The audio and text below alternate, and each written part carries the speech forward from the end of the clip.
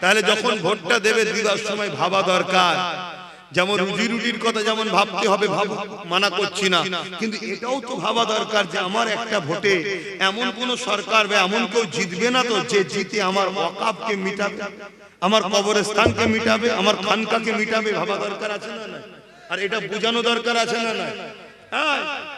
তাহলে এই কথাটা বলে দিয়াতে এখন কাল যদি কোনো মুনাফিক মুসলমান এসে বলে এসব মৌলবাদী এসব যদি বলে, তাহলে ভাবতে হবে এরা মূলত এই আমাদেরকে শুধু মৌলবাদী বলছে না, ইসলামের পক্ষে যারা আছে তাদেরকেই মৌলবাদী বলছে, আগেও যারা ছিল তাদেরকেও বলছে। এই মুনাফিকদের চিনা দরকার আছে না না? ভাবে ভাই, আমার কথা শেষ। কিছু কষ্ট দিলাম, কাউকে আঘাত দিলাম, ইসলামের বিরুদ্ধে কিছু বলেছি, বাকি কে কোন জাহান্নামে গেছে সব দেখার আমার দরকার নেই। আমার ইসলামের বিরুদ্ধে যদি বলে থাকি বলুন যে হ্যাঁ, এটা বিরুদ্ধে বলেছেন, আমি ক্ষমা চেয়ে নেব। কারণ ইসলামের বিরুদ্ধে যে বলবে তারও তো আল্লাহ মাফ করবেন, তাকে তো আল্লাহ ধরবেন। তা আমি কেন বাবা ভুল কাজ করতে যাব? তো যাই হোক, দেশকে ভালোবাসবেন, দেশের সংবিধানকে ভালোবাসবেন। প্রশাসনদের মধ্যে সবাই খারাপ নয়, কিছু ভালো আছে, কিছু খারাপ আছে। কথা বুঝে আসছে না? নাই হাই ভাঙরের মানুষের ঈমান ইজ্জত জান মালকে হেফাজত করুন। ভাঙরের যুবক ছেলেদের হাতে ধন দৌলত অর্থ ভরিয়ে দিন আল্লাহ। হকের পক্ষে খরচ করার তৌফিক দান করুন এবং দ্বীনের পক্ষে খরচ করার তৌফিক দান করুন। জালিমদের বিরুদ্ধে লড়াই করার এদের ঈমানি ও শারীরিক আল্লাহ ক্ষমতা আরো বাড়িয়ে দিন আল্লাহ। আয় আল্লাহ, হাবিবের খাতির রহমত করে দয়া করে আমার দেশ ও রাজ্যকে জালিম হুকুমতদের হাত থেকে হেফাজত করুন। তাই আপনাদেরকে বলে দিয়ে যায়, ইতিহাস থেকে শিক্ষা নাও। যদি ইতিহাস থেকে শিক্ষা নেওয়ার ব্যাপার না থাকতো, কেন মুসা নবী রখিয়া আল্লাহ আমার নবী পাককে শোনালেন কোরআনে? কেন ইব্রাহিম নবী রখিয়া আল্লাহ আমার রাসূলকে শোনালেন কোরআনে? কেন আল্লাহ নবী আলাইহিস সালামদের রখিয়া শুনিয়েছে? এই জন্য শুনিয়েছে, ইতিহাস থেকে শিক্ষা তোমাকে আমাকে নিতে হবে। কিন্তু আমার জানার ইচ্ছা যাচ্ছে, একদিকে 90,000 আর একদিকে 10,000। এই 10,000 বিজয় লাভ করলো কিসের পাওয়ারে, কিসের জোরে? একটাই পাওয়ার, আমার নবী পাকের মহব্বত আদব, যাকে বলা হয় ঈমান। ঈমান যদি তোমার আমার দুর্বল হয়ে যায়, তাহলে কিন্তু কামিয়াবি তোমার আমার হবে না। এই দুনিয়াদারি করো, কারবার করো, ব্যবসা করো, সব কিছুই করো, কিন্তু আল্লাহ রাসূলকে ভুলে যেও না। দ্বীনের উপরে আঘাত দিলে, কোরআনের উপরে আঘাত দিলে প্রতিবাদ করতে ভুলে যেও না। কেন যে দেশে বাস করো ওই দেশের আইনকে মানতে হবে, এটা আমার ইসলামেরই হুকুম। আল্লাহ নবী সাহাবাদের কেমন প্রেম ছিল, কেমন মহব্বত ছিল। আল্লাহ নবী, নূর নবী, দয়া নবী এমন সময় সাহাবাদেরকে লক্ষ্য করে বললে, বাবা সাহাবারা, জালিমরা ভেতরে ভেতরে তৈরি হচ্ছে বাবা, আমাদের উপরে হামলা করবে বলে। আজকে তোমাদেরকে জিজ্ঞাসা করছি, জালিমরা ভেতরে ভেতরে তৈরি আজকের দিনও হচ্ছে না হয়নি? তারা কিন্তু সব তৈরি করছে। তারা রাত পাওয়ারও তৈরি করছে, ওই পাওয়ারে তারা ধর্মস্থানও তৈরি করে নিচ্ছে। রাত পাওয়ারও তৈরি করছে, ওই পাওয়ারে তারা আমার মসজিদ, মাদ্রাসা, কবরস্থান, ঈদগাহ, খানকাকে সব কিছুকে দখল করে নিচ্ছে। তারা ভেতরে ভেতরে ভেতরে সব দিক দিয়ে তারা কিন্তু তৈরি হচ্ছে। আজকে প্রকাশ্য হচ্ছে। আল্লাহ নবী সাহাবাদেরকে বললে, বাবা সাহাবারা, কার কি আছে বাবা? আমি রাসূলুল্লাহ, আমাকে দাও বাবা, দ্বীনের জন্য দাও বাবা। কোন সাহাবা এসে উট দান করছে, কোন সাহাবা এসে ঘোড়া দান করছে, যার যা সামর্থ্য রয়েছে আল্লাহ নবীর কাছে দিতে লেগেছে। ওই সময় একটা মহিলা কোলে বাচ্চা নিয়ে আল্লাহ রাসূলের দরবারে এসেছে। আমার আম্মা জানেরা, আমার বোনেরা, মন দিয়ে শোনে, এই জমিনে নারীদের কোনো ইজ্জত ছিল না গো। এই জমিনে নারী ছিল অশুভ, এই জমিনে নারী ছিল ভোগের জিনিস, এই জমিনে নারী ছিল খেলার জিনিস। কিন্তু আমার রাসূলুল্লাহ নারীদেরকে এত সম্মান দিয়েছে, প্রত্যেকটা পুরুষের জান্নাত নারীর পায়ের তলায় করে দিয়েছে। ওই পুরুষটা, প্রতিটা পুরুষের জান্নাত তার মায়ের পায়ের তলায়। মা হলো নারীর জাত, আল জান্নাতু তাহতা আকদামুল উম্মাহাত। এই জমিনে নারীদের কোনো মর্যাদা ছিল না, নারীদেরকে বাজারে আলু পটলের মতো কেনা বেচা হতো। মানুষ দাম দিয়ে এমন করে তাদেরকে খরিদ করে নিয়ে যে তাদের শরীরকে শোষণ করে তাদেরকে হত্যা করে ফেলতো। কিন্তু আমার রাসূলুল্লাহ এসে এই জমিনে মায়ের জাত নারীদেরকে এত সম্মান দিয়েছে। আল্লাহ নবী জানিয়ে দিল একটা একটা নারী একটা একটা জান্নাত।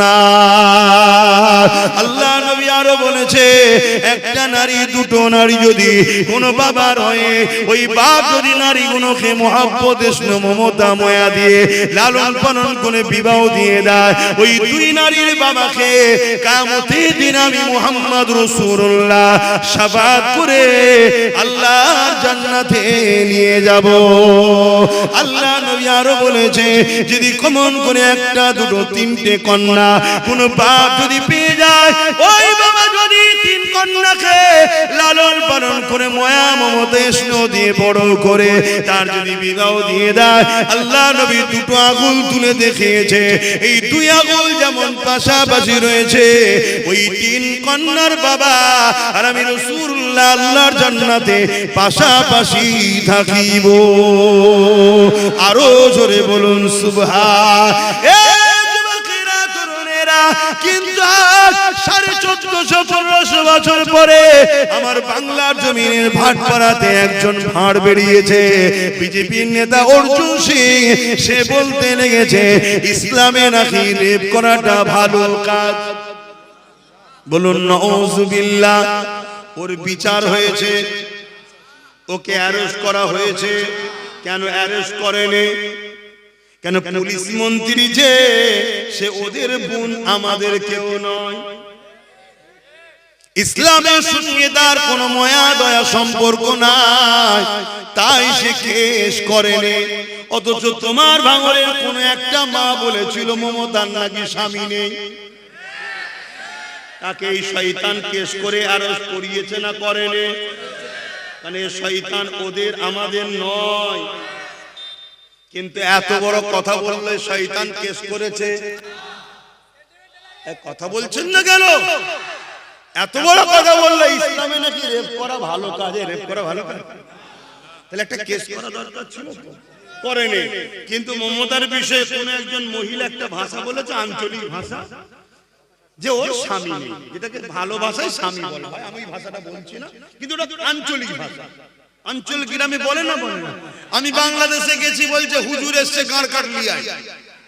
আমি বলছি তাও কথা, ওই কি কথা বলছে, দেখি পিড়ে নিয়ে এসছে। তো ওটা ওদের ভাষা, আমার কাছে খারাপ লাগছে, কিন্তু ওদের কাছে ওটা ভালো লাগছে, লাগে না? ওরা ভাবে বলছে, বাপ ছেলেকে বলছে, ছেলে মাকে বলছে, কারণ ওটা ওদের ভাষা। কিন্তু আমার কাছে ভাষাটা খারাপ লাগছে। কিন্তু হাকিকত মানে কি? পিড়ে মানে টুল। কথা মাথায় ঢুকছে তো নেই? ঠিক তেমনই তোমার এলাকার কোনো মা আঞ্চলিক ভাষায় কিছু একটা ওয়ার্ড ব্যবহার করেছে, যেটা আমাকেও শুনে খারাপ লাগছে, কি কথা। কিন্তু ভদ্র ভাষাটাকে কি বলা হয়? স্বামী। তো মমতার স্বামী নেই কথাটা বলেছে। আচ্ছা আছে না নেই? যদি থাকে, যদি থাকে হাত ধরে দেখে আমার রয়েছে, তুই নেই বললি কেন? কথা ঠিক না বেটি? কিন্তু সেই জায়গায় তার নামে কেস হলো না, হলো না? সেই নিরীহ মহিলাটার উপরে একটা কেস হলো, তারপরে বন্দী হয়েছে, তাকে ছেড়ে দিয়েছে, সেটা আলাদা বিষয়, আইনের বিষয়, আইনকে শ্রদ্ধা জানাই, আলাদা জায়গা। কিন্তু আমি বলতে চাইছি, যে শয়তান কেস করলো, যে বললো আমার মায়ের বিষয়ে কিছু বললে আমি ছাড়বো না, জেলের ভাত খাবো, তা সেই শয়তান সে কি মুসলমান? যদি মুসলমান হতো তাহলে আমার কোরআন, আমার ওই যে রাসূলুল্লাহর ইসলামকে বললো রেপ করা নাকি ভালো, ওই একটা কেস করেছে। কিন্তু ওই শয়তান এখন এসে শুধু মুসলিম এলাকাগুলোতে আগুন লাগাচ্ছে, ফিতনা লাগাচ্ছে। অশান্তি লাগাচ্ছে, এই সব মুনাফিকদের ঘরে খতমের দরকার আছে না? হ্যাঁ, এগুলোকে মনে রাখতে হবে। মুনাফিক এত খারাপ জিনিস, এদের বিরুদ্ধে লড়াই করা ফরজ করেছে আল্লাহ। এদের বিরুদ্ধে লড়াই করলে নেকি হয়, গুনাহ হয় না। শুনছেন তো নাকি? হ্যাঁ, মুনাফিকদের জন্য আমার নবীর অনেক সাহাবা হুজুররা শহীদ হয়েছে। মুনাফিকদের জন্য আজও ইসলাম বড় আঘাত খেচ্ছে। অমুসলিমদের কাছে ইসলামটা ভুলভাবে যাচ্ছে এই মুনাফিকদের জন্য। কথা মাথায় ঢুকছে? তাহলে আপনি ধর্মকে ভালোবাসেন না? যদি ভালোবাসেন তাহলে আপনাকে তো নমুনা দিতে হবে। সেই নমুনা আপনার ধর্মের জন্য যদি জানও যায় তো সেটা তো শহীদের দরজা হবে, আর যদি বিজয় হয় গাজীর মর্যাদা পাবেন। জোরে বলুন সুবহানাল্লাহ। আমি একটা ধর্মগুরু হিসেবে বক্তব্য দিচ্ছি, শুনছেন তো নাকি? আমি কি হিসেবে বক্তব্য দিচ্ছি? একটা ধর্মগুরু হিসেবে বক্তব্য দিচ্ছি, একটা ধর্মীয় ধর্মের ইসলাম ধর্মের প্রচারক হিসেবে বক্তব্য দিচ্ছি। ঠিক আছে, মাঝে ঢুকছে। তাহলে ইসলাম নারীদেরকে কত মর্যাদা দিল, এই মর্যাদা কেউ দিতে পেরেছে? আজকে তাকে কত বড় অপমান করা হচ্ছে ইসলামকে। কোন বিচার হলো? কোন তাকে ধরা হলো? এত কেস হলো, ধরা হলো? তাহলে বলো কোথায় তুমি? আল্লাহ তোমাকে আমাকে ধরবে না?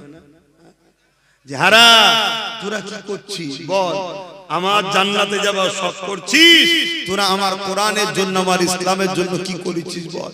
আমার বাপেদের অসুবিধা হচ্ছে না? আব্বা একটু একই না বলেন, আব্বা আমার ছেলের কথায় অসুবিধা হচ্ছে। ছেলে ইসলামের বিরুদ্ধে বলছে আব্বা, তাহলে একটু বোঝার চেষ্টা করে। আবেরানা জওয়ানের আমি যে কথা বলতে যাচ্ছিলাম, আল্লাহ নবী দরবারে একটা মহিলা চলে আসলো। কোলে একটা ছোট বাচ্চা রয়েছে। মহিলা কোলে করে বাচ্চা নিয়ে এসেছে।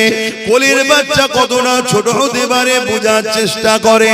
ওই সময় মহিলাটা বলতে লাগলে, ইয়া রাসূলুল্লাহ, হাবিবাল্লাহ, এই বাচ্চাটাকে আমি আপনার কাছে দিতে চাই। এই জিহাদের জন্য, লড়াইয়ের জন্য, জালিমদের মোকাবিলার জন্য এই বাচ্চাটাকে আপনাকে দিতে চাই। আল্লাহ নবী বলেছিলেন, মা এই বাচ্চা নিয়ে আমি কি করব? কেন লড়াইয়ের ময়দানে এই বাচ্চাটা কি কাজে লাগবে?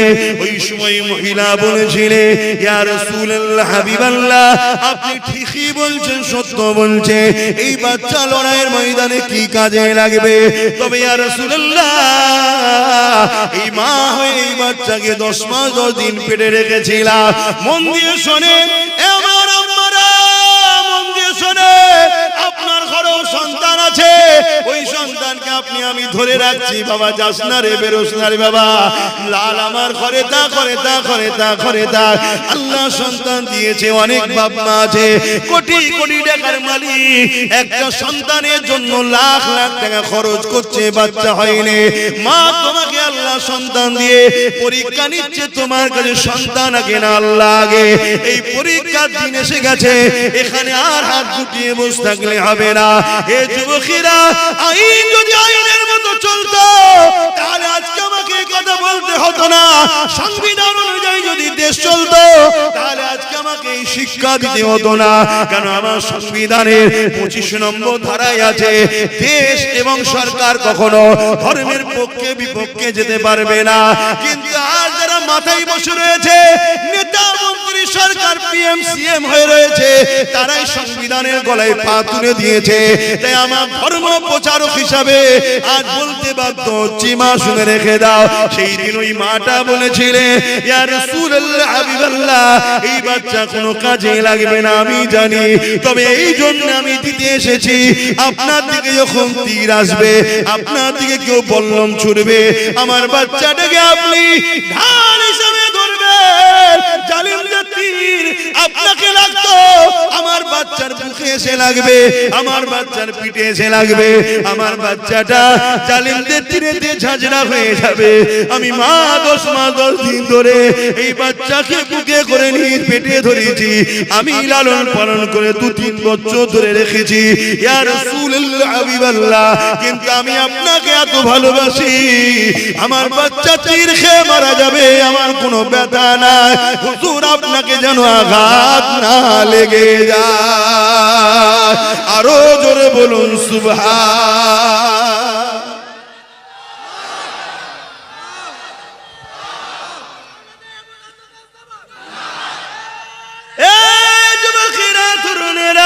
আল্লাহ নবীর ইসলাম সিদ্দিক আকবরের হাতে দায়িত্ব এলো। সিদ্দিক আকবর নবীর ইসলামকে হিফাজত করে ফারুক আজমের হাতে দিয়ে দিল। ফারুক আজম ইসলামের হিফাজত করে উসমান গনির হাতে দিয়ে দিল। উসমান গনি ইসলামের হিফাজত করে মাওলা আলীর হাতে দিয়ে দিল।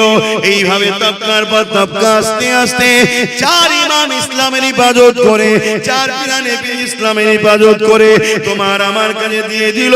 হিন্দুস্তানের বাদশাহ গরিবে নওয়াজ সুলতান হিন্দ মুঈনুদ্দিন আজমিরি আল হুসাইন আল হাসানি আল কুরাইশি, তিনি ইসলামের জন্যই ভারতের জমিনে আসলে লক্ষ লক্ষ মানুষ তিনার বিরুদ্ধে লেগে গেল রুখার জন্য।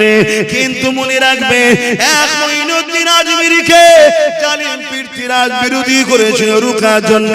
কত দিক দিয়ে রুখতে চেয়েছে, পানি বন্ধ করে দিয়েছে, কোন জায়গায় বসতে দেয় না, পুলিশ মিলিটারিতে রুখতে চেয়েছে, কোন দিক দিয়ে যখন পারে না জাদুকর জয়পালকে ডেকে নিয়ে এসে আমার গরিবে নওয়াজকে আগুনের বাণ মারতে লেগেছে।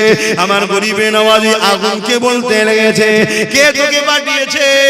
আগুনের ভেতর থেকে আওয়াজ আসতে লেগেছে, জাদুকর জয়পাল আমাকে পাঠিয়েছে। আমার গরিবে নওয়াজ বলছে, তুই জয়পালের কথা শুনবি না, আল্লাহর কথা শুনবে। ওই সময় আগুন বলতে লেগেছে, জয়পাল আমার দুনিয়ার মনিব হতে পারে, কিন্তু আগুনের প্রকৃত মালিক হলেন আল্লাহ। গরিবে নওয়াজ বললেন, যা, আল্লাহর হুকুমে তুই যার কাছে এসেছিলি তার কাছে ফিরে চলে যা। এই কথা যখনই বলেছে, আগুন আবার ফিরে গিয়ে জয়পালকে ধাওয়া করেছে। জয়পাল এত বড় জাদুকর ছিল, আকাশের উপর দিয়ে উড়ে চলে যাচ্ছে। ভেবে দেখুন কত বড় পাওয়ার ছিল অন্যায়ের দিকে। এই আগুনের উপর যখন উপর দিয়ে ফিরে চলে যাচ্ছে, আমার গরিবে নওয়াজ জুতাকে বলেছে, খরমকে বলেছে, যা জয়পালকে না পেলিয়া জুতার বাড়ি মাথাতে মেরেছে। বারেক মাথায় মারলো, তাই গরিবে নওয়াজের জুতোর মারি খেয়ে জয়পালের মাথা খুলে গেল। জমিনে এসে ইমানের নূরের কালমা পড়ে জয়পাল জান্নাতি হয়ে গেল। আমার গরিবে নওয়াজকে অনেক চেষ্টা করেছিল রুখার, পারেনে। যারা রুখতে চেয়েছে তাদেরই ঘর থেকে একটা দুটো নয়, 1000 2000 নয়, 90 লক্ষ যুবক যুবতী ইমানের নূরের কালেমা পড়ে মুহাম্মদ রাসূলের দিবানা হয়ে যায়। সেই 90 লক্ষ থেকে আজকের তারিখে ভারতে 60-70 কোটি হয়ে গেছে। এই অবদান আমার গরিবে নওয়াজের। তোমাদেরকে এখানে রেখেছে কে? বেশাক আল্লাহ ওসিলা হলো গরিবে নওয়াজ। যতদিন গরিবে নওয়াজ আছে ততদিন তোমরা থাকবে, ঠিক তো নাকি? আজকে দেখছিলাম একটা মুরব্বী বাপ, মোবাইল দেখে কি জানি না, তিনি বলছে অমুক যদি না থাকে তাহলে আমরা দাঁড়িয়েও রাখতে পারবো না। মানে আল্লাহর উপরে ভরসা নেই, নেতার উপরে ভরসা। কিরকম মুসলমান, মার খাবে না তো কারা খাবে? আর গরিবে নওয়াজ যখন এসেছিল একটা কেউ ছিল না, হুজুরের হাত ধরে 90 লাখ হলো, আর 90 লাখ থেকে আজকে 60-70 কোটি। আরে সরকার চেপে রেখেছে, চেপে রাখার পরও যদি এই হয় তাহলে খুলে দিলে কি হয়? কথা বুঝে আসছে না? না, এই জন্য চেপে রেখেছে। মন দিয়ে শোনো, বোঝার চেষ্টা করো। যুগে যুগে দুটো দল ছিল, দুটো লড়াই হয়েছে। সেদিনের জালিম শাসক ছিল ফেরাউন, আর ইসলামের পক্ষে ছিল মুসা নবী। তোমরা কার পক্ষে? মুসার দিকে না ফেরাউনের দিকে? সেদিন লড়াই হয়েছিল ফেরাউনের বিরুদ্ধে মুসা নবী, সেদিন আল্লাহ মুসাকে বিজয় দিয়েছে, ফেরাউনকে মিটিয়ে দিয়েছে।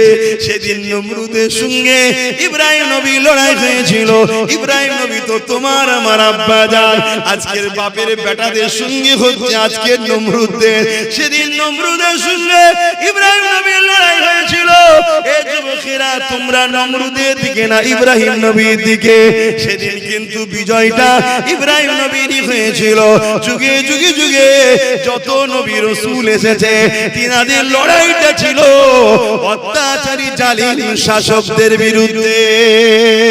দেখো মুসা নবী লড়াই করেছে অত্যাচারী শাসক ফেরাউনের বিরুদ্ধে, ইব্রাহিম নবী লড়াই করেছে অত্যাচারী শাসক নমরুদের বিরুদ্ধে। চলে আসো আমার রাসূলুল্লাহর দিকে। আমার নবী পাক লড়াই করেছে অত্যাচারী রোম শাসকের বিরুদ্ধে, অত্যাচারী পারস্য শাসকের বিরুদ্ধে, অত্যাচারী এমন কোন আবু জেহেল উতবা সাইবা উমাইয়া এদের বিরুদ্ধে আমার রাসূল লড়াই করেছে। হে যুবকেরা আমার নবীর নওয়াসা ইমামে হুসাইন পাক তিনি লড়াই করেছে অত্যাচারী সারাবি খুনি চরিত্রহীন এজিদের সাথে। এজিদ ছিল শয়তানের দিকে, আমার হুসাইন পাক ছিল রহমানের দিকে। এমন করে হিন্দুস্তানে চলে আসো আমার গরিবে নওয়াজ রহমানের দিকে, পীরতিরা ছিল শয়তানের দিকে। আমার মুজাদ্দিদ জামান ছিল রহমানের দিকে, পিটি ছিল শয়তানের দিকে। এ যুবকেরা আজকে দিন আমার দেশের মাথায় আর আমার রাজ্যের মাথায় যারা বসে আছে এরা কোন দিকে তোমরা দেখো, বুঝতে তো পারছো কোন দিকে? অবশ্যই আমাকে যদি জিজ্ঞাসা করো এরা হলো শয়তানের অনুসারী, এরা জালিম। আর আমরা যদি রহমানের দিকে হই তাহলে নবীর সুন্নাত অনুযায়ী এদের বিরুদ্ধে আমাদেরকে লড়তে হবে। কারা লড়তে রাজি আছে হাত তুলে দেখো। নারে দিলাল দ্বীন ইসলাম গুস্তাগে রাসূলুল্লাহ হুঁশিয়ার। মনে রেখে দিও এই লড়াইয়ে তোমার আমার জীবনটাও যেতে হতে পারে। আফসোস আছে, দুঃখ আছে। যদি কেউ বেঁচে থাকতে চাও হাত তুলবে না।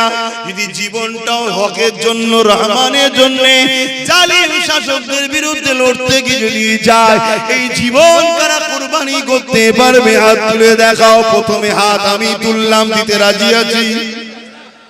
আপনারা পারবেন? হাত নামান না ঘাবড়াবেন? ও আল্লাহ বেটার বেদিতে হবে, বেটির বেদিতে হবে, এখন বললে হয়?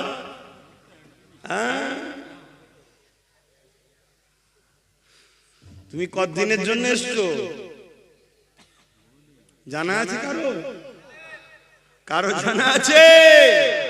আর আল্লাহ যদি তোমায় বলে রাখবো, তুমি হাজারো মোকাবেলার পরে বাদশাহ হতভাগা আকবর মুজাদ্দিদ আল-কাসানির বিরুদ্ধে পুরো মিলিটারি ফোর্স নাপিয়ে দিয়েছিল।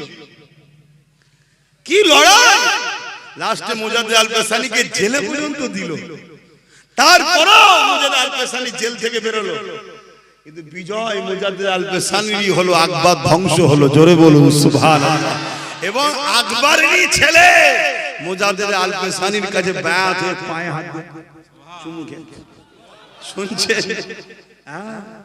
তাহলে বিজয় কার? জোরে বলুন।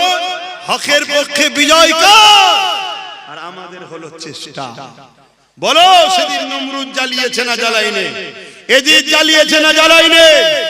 আজকে এরা জ্বালাচ্ছে না জ্বালাইনে? তারাও ছিল নারীদের দেহ শোষণকারী, এরাও আজকে নারীদের দেহ শোষণ করছে। নাই বলো এখনো কেন তিলক তোমার বোনের ইনসাফ হলো না? তাহলে কি করতে তোরা ক্ষমতায় বসে আছিস? দেখো কেন্দ্র শাসিত রাজ্যগুলোয় নারীরা নিরাপদে নাই। দেখো খোঁজলা মিডিয়া, দেখো আমি ভুল বলছি? তাহলে বলো এরা মায়ের জাতের উপরে জুলুম করছে না করে না?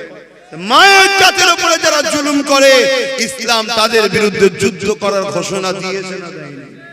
আমাদেরও ঘোষণা থাকবে না থাকবে না? এবং আমার দেশ নারীদের পক্ষে জালিমদের বিরুদ্ধে, যারা নারীদের বিরুদ্ধে তাদের বিরুদ্ধে আমার দেশের সংবিধানও ঘোষণা দিয়েছে লড়াই। ঠিক না বেঠিক?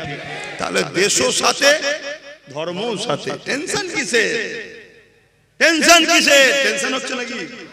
হ্যাঁ, কিন্তু লড়াই বিশাল জোর হবে, লড়াই বিশাল জোর হবে। এই লড়াই আমাকে আপনাকে একা ভাবতে হবে, আল্লাহ ছাড়া কেউ নেই। কথা মাথায় ঢুকছে? তারপরেও পারবে তো? হ্যাঁ, তার জন্য বসবে ঠান্ডা মাথায়, যে যার এলাকায় বসবে, কাগজ নিয়ে ব্লুপ্রিন্ট তৈরি করবে। কথা বুঝে আসছে? কখনো কখনো ওই কি বলে যে ওই ডিসকভারিতে কি একটা ন্যাশনাল জীবজন্তু সব এ দেখায়, হ্যাঁ ওই জীবজন্তুদের সব এ দেখাইবো কিভাবে শিকার করছে, কি করছে। হ্যাঁ, ওই যাই হোক, তুমি যদি বুঝতে পেরে যাও তো ভালো। কখনো কখনো ওই বাঘকে দেখবে কিভাবে শিকার করে, চুপ করে বসে থাকে, চুপ করে বসে থাকে, চুপ করে বসে বসে বসে বসে অনেক সুন্দর দেখবে। কথা বুঝে আসছে না? ওই রকম ভাবে তুমি প্ল্যান করো, পরিকল্পনা করো, করে তারপরে তোমাকে তোমার বাচ্চার ভবিষ্যতের কথা ভাবা দরকার আছে না? না, তুমি তো গার্জেন, তোমার অধীনস্থ এইগুলো, এগুলো কি অপরাধ করেছে তোমার ঘরে জন্ম নিয়ে? তুমি গাই খেলা হয়ে আবেগে ঘুরলে তো হবে না, এগুলোকে খেয়াল রাখতে হবে, এগুলোর কথা ভাবতে হবে না? আজকে কতটা বুবা হয়ে গেলাম আমরা, কতটা অসহায় হয়ে গেলাম আমরা। আমার কোরআনের নামে মিথ্যাচার হয়, আমার ইসলামের নামে মিথ্যাচার হয়, আমার নদিয়াতে রাজ্য সরকার বোলডুজার দিয়ে ঈদগাহ দখল করছে, দুর্গাপুরে বোলডুজার দিয়ে মাদ্রাসা ভাঙছে, এত কিছু জুলুম হচ্ছে, তারপরও আমরা অসহায়, কিছুই করতে পারছি না। তাহলে তোমার আমার বাচ্চার সময়টা কত ভয়ানক আসছে বলো। আজকে আমার আদিবাসী ভাই বোনেরা তারা আজকে কত অসহায় বলো। সেই আবার সেই দিন আসছে, শুনে রাখো একটা ইতিহাস। এই ভারতবর্ষে একটা সময় ছিল উঁচু জাত আর নিচু জাত। কি জাত? নিচু জাত। ইসলামে কোনো উঁচু নিচু নেই, মানুষ জাত। কথা বুঝে আসছে তো নাকি? হ্যাঁ, উস্তাদকে উস্তাদ হিসেবে সম্মান, বাপ মাকে বাপ মা হিসেবে সম্মান, মানুষ হিসেবে সবাই সমান। উঁচু জাত নিচু জাত বলে কিছু নাই। তাই উঁচু জাত নিচু জাত ছিল। নিচু জাতের মেয়েরা স্তন ঢাকতে পারতো না, নিয়ম ছিল। শোনেন, গল্প বলছি, ইতিহাস। ঢাকতে পারতো না, ঢাকলে ফাইন দিতে হতো, ট্যাক্স দিতে হতো, আঘাত করা হতো। কথা বুঝে আসছে? লাস্ট পরে একটা সময় এক বোন তার ট্যাক্স যখন নিতে এসেছিল, সে নিজের স্তনকে কেটে পাতে করে ফেলে দিয়ে দিয়েছিল। ওইটা দেখে একটা বিদ্রোহ শুরু হয়েছিল। ওই বিদ্রোহের আগুন এত জোর ছড়ালো, যারা তৎকালীন সময় সব উঁচু জাত বলে সব নেতৃত্ব দিত, তারা সব ঘাবড়ে গেল। শোনো, হযরত টিপু সুলতান তিনি আইন করে দিলেন, তিনি লড়াই করেছে, লড়াই করে নারীদের স্তন ঢাকার তিনি ব্যবস্থা করে দিয়েছিলেন। জোরে বলুন সুবহানাল্লাহ। মাইক জাতের উপরে কত জুলুম যুগে যুগে হয়েছে। রিসেন্ট দেখছিলাম সোশ্যাল মিডিয়ায় একটা বাবা, সে বক্তব্য দিচ্ছে যে নারী হচ্ছে মজা করার জিনিস। নারী কি মজা করার জিনিস? তাহলে বলুন, এদের চিন্তাধারাটা কি? এদের চিন্তাধারা কি? এদের কাছে গলার কাঁটা হয়ে দাঁড়িয়েছে ইসলাম ও মুসলমান। তাই এরা প্রথম আমাদেরকে শেষ করতে চাইছে। তাই এসসি এসটি ভাইদের সঙ্গে বন্ধুত্ব করো, তাদেরকে বুঝাও যে তোমাদের সঙ্গে আমাদের কোনো লড়াই নেই, তুমি কি ধর্ম করো, তোমার রুচি, তোমার পছন্দ তোমার কাছে। কিন্তু মনে রেখে দিও, আমরা আছি বলে তোমরা এখনো সম্মানে আছো। কেন? তোমাদেরকে ডাকা হয় ভোট হিসাবে। যেদিন আমরা থাকবো না, তোমরা নিচু জাত হবে। কথা মাথায় ঢুকছে না? ঢোকে না? এটা বুঝাও, বন্ধুত্ব করো, দুশ্মনী নয়, বন্ধুত্ব করো, ভাই ভাই করে ঐক্যবদ্ধ হও। আমার কথায় কাউকে আঘাত দিল? আমি শেষ কথা বলে যাচ্ছি, আমার ইসলাম কোন ধর্মের বিরুদ্ধে লড়াই করেনি, কারোর বিরুদ্ধে লড়াই করার ইজাজত দেয়নি। আমরাও কখনো কোনো ধর্মের বিরুদ্ধে বলি না, কোনো ধর্মের সঙ্গে ঝগড়া করি না। হিন্দু হোক, আদিবাসী হোক, সাঁওতাল হোক, বাগদি হোক, সবাই আমাদের ভাই বোন। কেন বাপ আদম মা হাওয়ার সন্তান। কিন্তু জালিমের বিরুদ্ধে লড়াই করা ইসলাম ফরজ করেছে, লড়াই করছি, আগামী তো করব। আমার সাথে কারা লড়াই করতে রাজি আছো? আর একবার হাত দাও। এ কথা ঠিক তো নাকি? ঠিক আছে, আগামী দিন তোমরা কলকাতায় যাচ্ছ তো, ঘুরে আসো, তারপরে আবার কথা হবে। রাজ্য সরকার এবং কেন্দ্র সরকার এরা ইসলামের দুশ্মনী করছে, হ্যাঁ কি না? তাহলে ইসলামে যদি দুশ্মনী করে, ইসলাম প্রচারক হিসাবে, ইসলামের দায়ী হিসাবে আমার কি দায়িত্ব নেই এদের বিরোধী করা? আমি সেই দায়িত্বে করলাম। আমার কথাতে অন্য কারোর সঙ্গে জড়াবেন না। কেন ভাঙরে এসে ওয়াজ করতে গেলে টেনশন হয়। আমার কথাই আমার ছোট ভাইয়ের উপরে যেন কেউ বেজার হবেন না। ওর লাইন আলাদা, আমার লাইন আলাদা। কথা বুঝে আসছে না? না, আমি ধর্ম প্রচার করতে এসেছি। আমার ইসলামের বিরোধী যে করবে সেটি আমার ভাইও হয়, তারও ছাড় নেই। কথা মাথায় ঢুকছে না? ঢোকে না?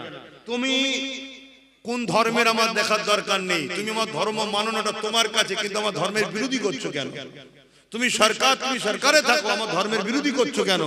যখন বিরোধী করবে তার বিরুদ্ধে একজন ইসলামের প্রচারক হিসেবে বলবো না, তাহলে আমার মধ্যে মুনাফিকি থাকবে তো। আজকে এত বড় বড় সব জনসভা হচ্ছে, লোক হচ্ছে, আর হচ্ছে, যদি কেউ ওয়াকফ নিয়ে একটু না বলতে পারে, তাহলে কোন এক জায়গায় একটা প্রশ্ন আসছে না যে এরা কারা? এরা মুসলমান সেজে কমকে শুনিয়ে ধোঁকা দিচ্ছে, এটা মনে আসতে পারে না? পারে না? ওয়াকফের থেকে বড় ইস্যু আমাদের কাছে কিছু আছে এখন? মসজিদ, মাদ্রাসা, কবর, ঈদগাহ সব চলে যাবে। এই আইনটা করেছে কে? বিজেপি সরকার। আর ওই আইনটাকে রাজ্য সরকার মেনেছে না মানে না? এরপরও কোন মুসলমান যদি এদের সঙ্গে দল করে, সে মুসলমানের ঈমান আছে মনে হয়?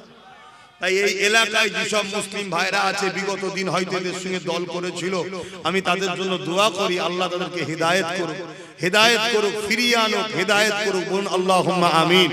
যদি হিদায়াত না হবার, ফিরে আসার না হয়, আল্লাহ যেন এই জালিমগুলোকে, আমাদের রাস্তার কাঁটাগুলো পরিষ্কার করে দেয়। বলুন আল্লাহুম্মা আমিন। আরো জোরে বলুন আল্লাহুম্মা আমিন। তাহলে প্রথমে তিনবার দোয়া করেছি পরিবর্তনে। যদি তারপরও পরিবর্তন না হয়ে মসজিদ মাদ্রাসার দুশ্মন হয়, তাহলে তার মরণের দোয়া করা দরকার আছে না? কেউ কি দোয়া করবে নাকি যে আমি হেরে যাই? তাহলে আমার রাস্তার কাটা পরিষ্কার দোয়া করতে হবে তো। আগামী দিন ভোট আসছে, ভোট দিবার সময় ভাববে তোমার একটা ভোট ওয়াকফকে মিটাচ্ছে না বাঁচাচ্ছে। এটা মাথায় রাখা দরকার আছে না? না। এবারে যদি বলেন হুজুর আপনি সব কথা বলবেন কেন? আরে আমি তো এই দেশেরই নাগরিক। ভোট নিয়ে তুমি আমাদের ভোট নিয়ে ক্ষমতায় আসবে, আমার সিল, আমার নোড়া আমারই ভাঙবে দাঁতের গোড়া, এটা মেনে লিয়া যায়? তুমি আমার ভোটে ক্ষমতায় এলে আর বিজেপি কে সেফ দিচ্ছ আর ওয়াকফকে মিটাচ্ছ, এটা তুমি বিচারিতা করেছো না করোনি? কি আমি ভুল বলছি? একটা হুজুর হিসাবে এই মুরিদদেরকে, তার ভালোবাসার বাপ মাকে, ভাই বোনকে বোঝানো কি ভুল হচ্ছে?